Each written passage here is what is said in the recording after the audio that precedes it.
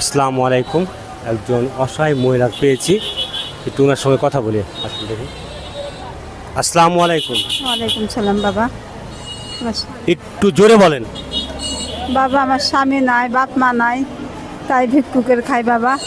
অসুখ মানুষ বেটা আমি, আমার হাঁপানি অসুখ, পায়ের অসুখ বাবা। কাজ করতে পারি না বেটা, কাজ কামে মানুষ লাই না।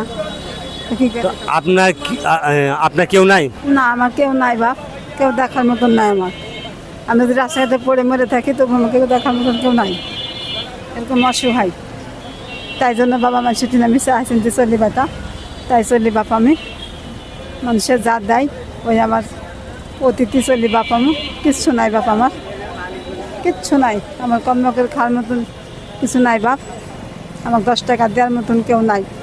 তাই আমি তোমার এখান চায়া খাই বাপ, তাই আমি তোমার এখান চায়া চিনতে চলছি বেটা। তাই আমার অসুখ দেখায় বাপ, চায়া চিনতে নিয়ে কী করবো বাবা, কিছু করণের নাই।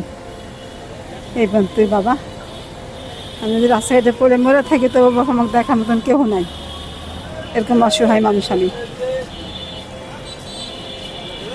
তো আমি যতটুকু পারছি আমি আমার তরফ থেকে আপনাকে সহযোগিতা করতেছি। আমাকে যে কিছু শুকনা খাবার আছে সেই খাবারটাকে আপনাকে আমি দিব, আপনি কি নেবেন?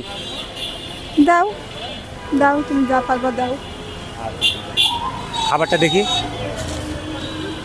এই যে এখানে শুকনা খাবার আছে কিছু, ঠিক আছে? এই খাবারটা নেন, আপনি ধরেন। আপনি আপনার আপনি নিয়ে বাসা চলে যান, ঠিক আছে? আচ্ছা।